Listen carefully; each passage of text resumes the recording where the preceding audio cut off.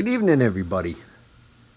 It is January 10th, 2019, and I'm going to do a unboxing video of sorts.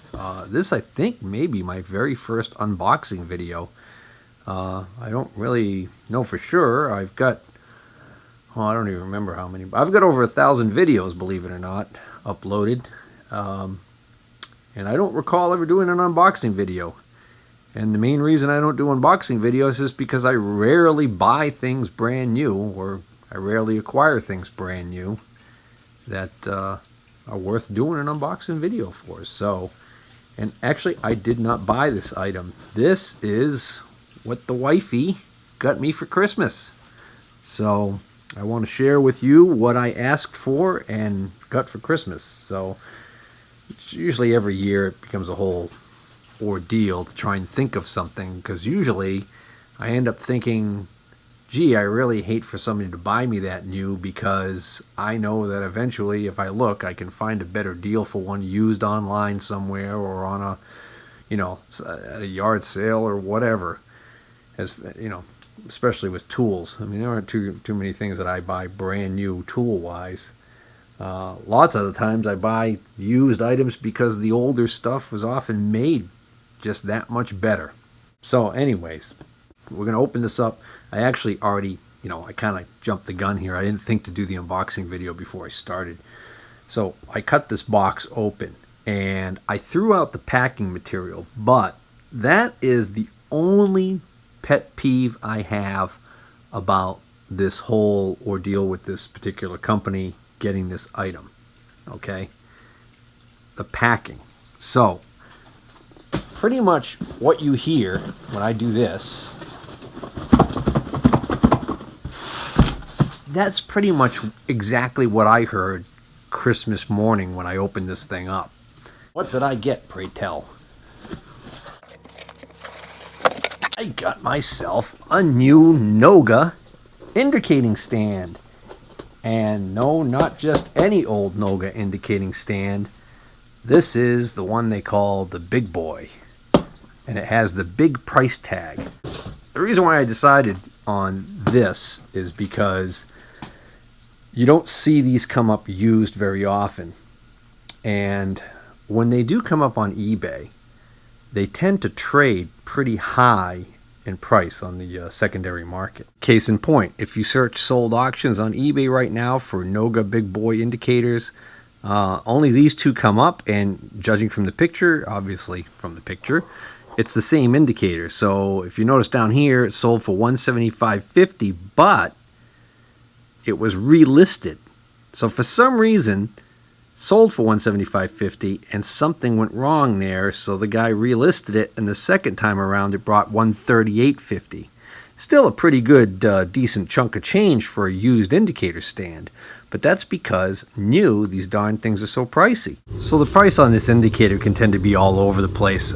Here's another interesting little case. If you look for it by the model number MA61003, oddly enough, it comes up two ways, and they're showing that you can get it from this person here for $498.31, and that's just absolutely nuts. More typical pricing for this is around $190, $200. Pen Tool has it for $241. I don't know what MSC has it for. But you'll notice this one up here for $178. That's actually a pretty good deal, but I think then you get to factor in shipping.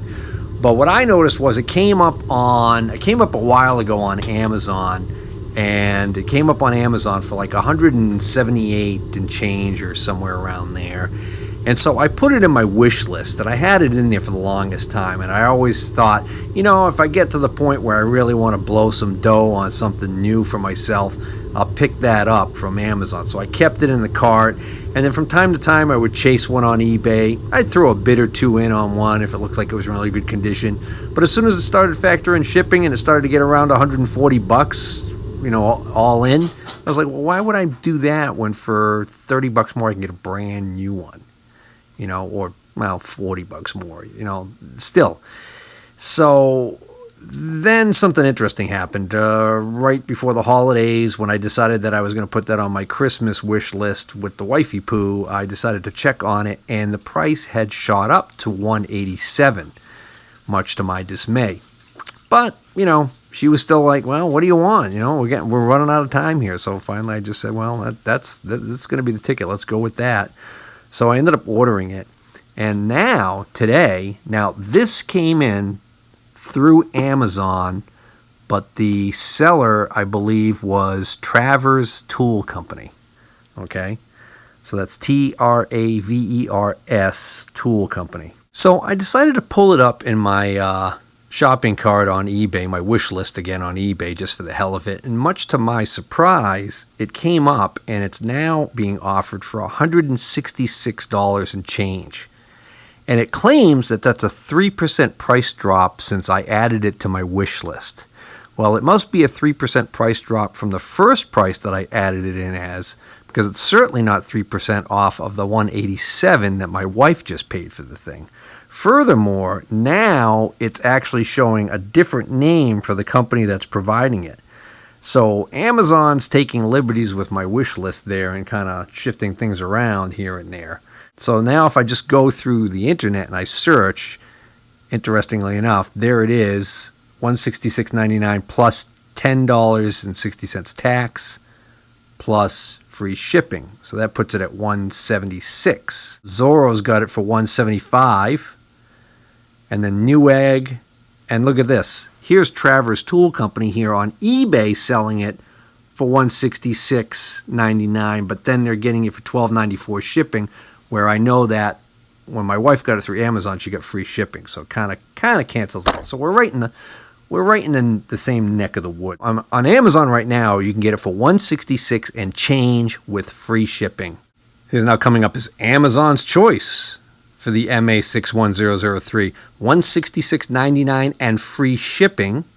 And it says that it ships from and sold by Tool Deals. Okay? So if you're looking for one of these, that's the one to scoop right there, because at $167 shipped, that's almost what some people are paying for used ones on eBay when they come up. So let's take a look at this thing and see why it's such an expensive indicator stand. I mean, I've got a Noga stand. I love it. I think it's a fantastic stand. We're going to get to that. We'll show that one in a minute side by side. So the bad thing about it is this box came inside this box, and all that was in here was some crumpled up that like cardboard paper that they use now for shipping material, but it was just like stuffed in there. This thing was banging around. It's a good thing this is a quality stand made by Noga, because this thing looks like it was beat to heck, beaten back and forth. You can see the end of the cardboard box here is pretty badly damaged. As a matter of fact, this is completely ripped right here. That's how it came in, just like that. So if you were buying this for somebody and you wanted it to look really spiffy, you didn't get lucky there. See, this is ripped. This even shifted around, I think, inside there.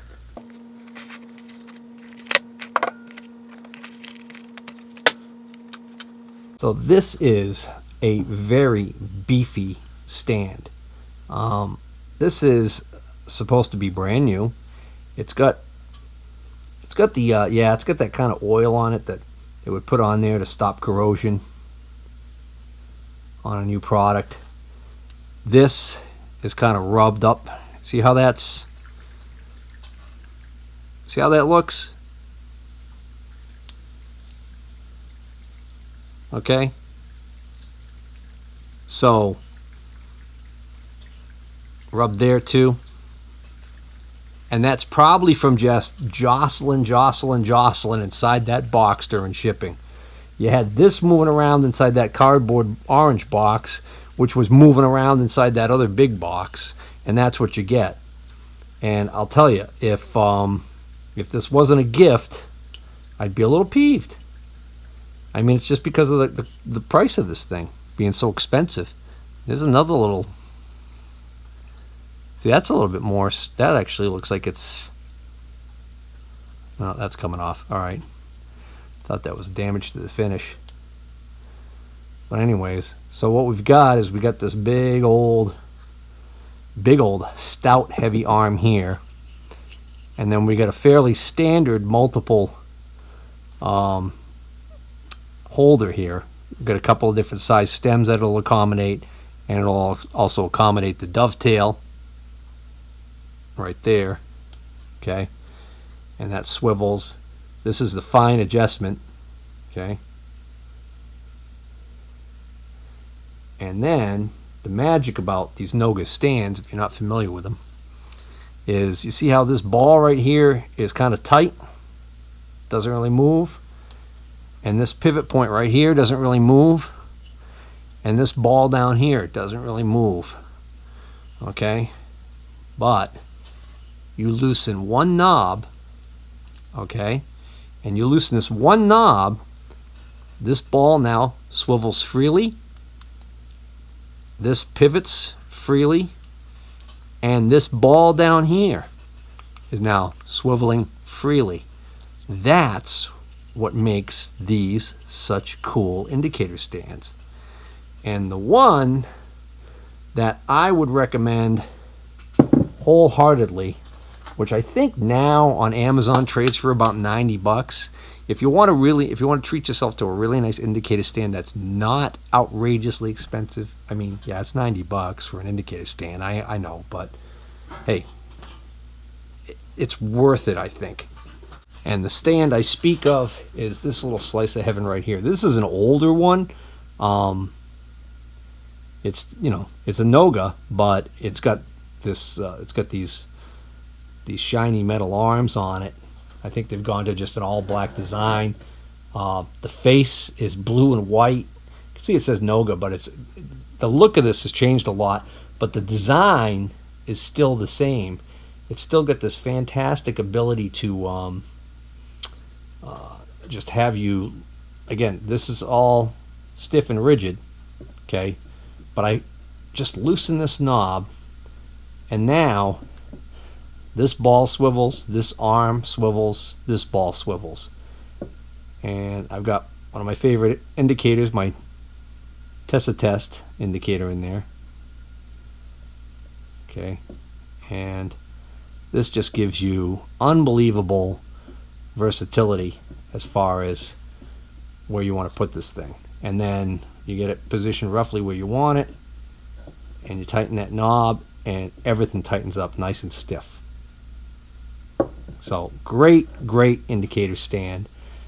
And since I like this stand so much, I thought, well, you know, why not check out the big boy, as they call it, and see how that is. This one actually only has the one sized hole and the dovetail.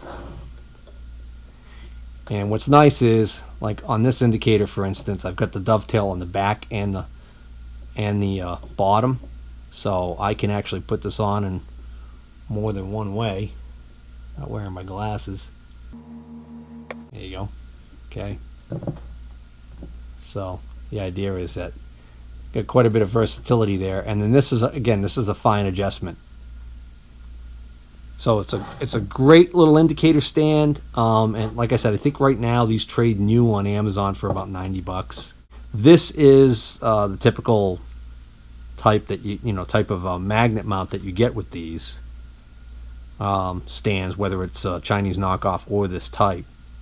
Okay, and I'm just going to leave that there for a moment because I want to contrast that to the magnet that you get with the big boy. So this is the magnet that comes with the big boy, and it has its own part number. It's a DG0039. So you can actually buy this separately if you have one of these and you just want a stouter magnet for some reason. You can actually get yourself one.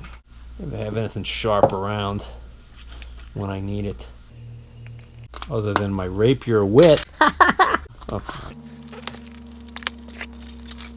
Now that is a magnet. All right, so it's almost like they took two of these and put them together. So that's the magnet that comes with the big boy, and I forget what they say this supposedly has for holding power. It's something like 100 and something pounds, whereas this I think has like 40 something pounds. I forget exactly. You could check that out if you're really interested. But I just happen to have this old chuck laying here. So if I take, now this isn't brand new anymore, so I don't know if the magnetism has waned over the years. But if I turn this one on this chuck, I can actually, that can pick that up no problem. So, oh well, so much for a test. But let me try this.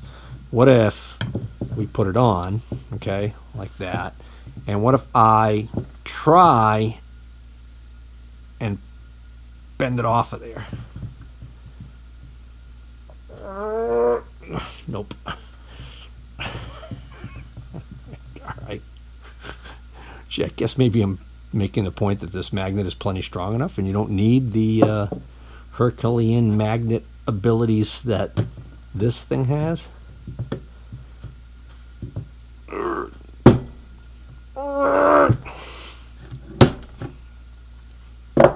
Anywho, I didn't really need a indicator stand that had arms as thick as these are, which are just like crazy strong, I'm sure. Okay. The main reason I wanted this thing is because I liked the idea of having a indicator stand that had really long arms like this. Now with the longer arms, you're able to put more leverage and force on the magnet. So it makes sense that they give you a bigger magnet to go with it too.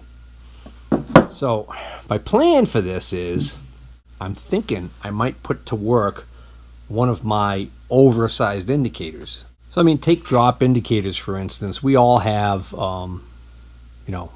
if you've got an indicator, if you have a drop indicator, I'm sure you have one this size.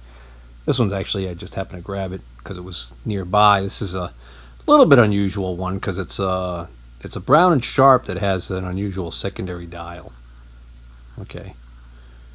So I like that one just because I thought it was neat. And I also like the fact that I got this for like dirt money because it was filthy and I bought it, I think it was on a stand that I bought, and I didn't think it was going to clean up as nice as it ended up cleaning up. Anywho, don't even know if I was in frame there, but that's the pretty brown and sharp indicator. But that's like the standard size drop indicator you tend to see. But sometimes you want to use something a little bigger. So you grab your big Starrett 656, as this one happens to be. Okay. And what's neat about an indicator like this is, I don't need my reading glasses to read that thing. And I'll tell you what, the little bit of wavering, if whatever's in my lathe chuck is not running true, it's going to really, really be obvious to me in an indicator like that. All right. But that's a nice indicator, and I would hate to have it fall or drop. So that'd be a good example of why we might want to use a big sucker like this. And then I just happen to have a couple of these oversized Federals. Okay, this is an old one. It's kind of in a little bit rougher shape. And yeah, that one's sticking. That one actually needs a little bit of love. Oh, that sounds interesting. But you can see that, it's like a 3-inch dial on that thing. Okay. That was not a good one to grab because it's a little sick. I honestly don't even know why I kept that one. But the one that I really kind of always was intrigued by was what's in this box right here, which I've shown in my indicator collection video. this thing here, which I still don't really know what the hell the deal is with this thing, but it just, I thought it was cool. It's, the only thing I know about it for sure is that it's made in Germany. Okay. It certainly appears like a drop indicator, and it says center distance error 0.0005. Okay, so that's half thousandths. This thing really has a nice feel to it, moves smooth as glass. It's labeled S and F type 4126, but I was never able to figure out who really makes this thing. And then it says, this is kind of weird here, it says 20 degree P.A. backlash 14.5 degree. So I don't know what that's all about. So I might actually be kind of foolish to put this on, considering I can't really tell much about it. The other thing that's a little disconcerting is there's no mounting point on the back plate. So to mount this, I've got to mount it here. But like I just said, this does have not one but two hole sizes available, and it sure looks like I think it's going to fit in. Came with this washer. I'm betting that's to go between this and the base there. Please use this spacer when assembling. All right, well, okay. There's only one thing to assemble, and that's this to this, so that must be where they want you to put it. How does it go on? It's got a cupped side and a non-cupped side. Don't know which is which. Maybe it's in here.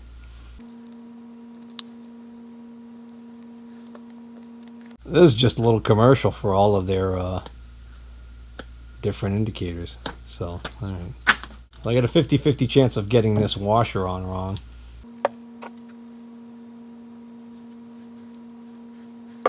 So, the one bad thing about this I can see right off the bat is because it's got so much mass to it that it, when the magnet's not on, it has the potential to topple over on you. Well, if you stand it up straight like that, it's a little better.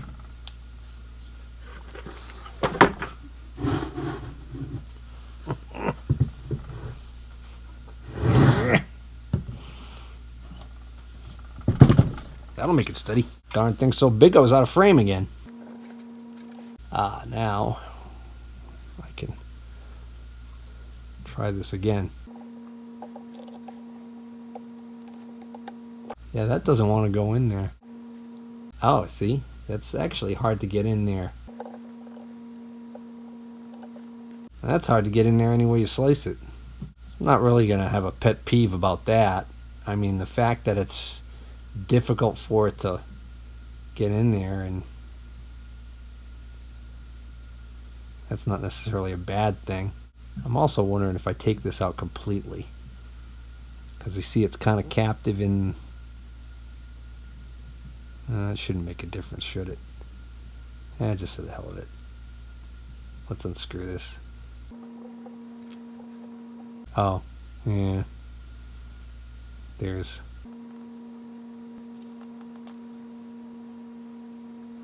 yeah, no problem. So with that out, I can get that in. Oh, you stinker. I just said don't lose that.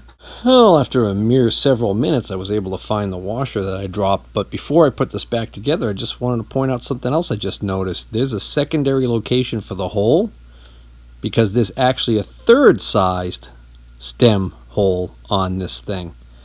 So if you want to use that smallest stem hole in the middle there, you just move that screw I just took out to this position.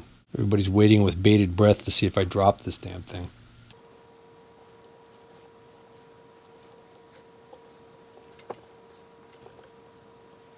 And there we have it. My freakishly oversized... why is that turning? Oh, that's never been. Oh, that was never tightened at the factory, and that just threads on. So let's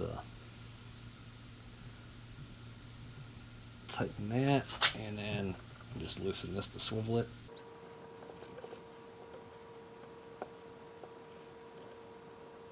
There we go. That's cool. Because it was bothering me, gotta straighten that out.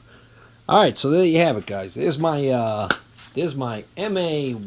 What is it? MA16003, I think. Noga monster stand. I think we're gonna call it a wrap right here, because regrettably, we are all out of wine. Well, okay, just one more parting shot here.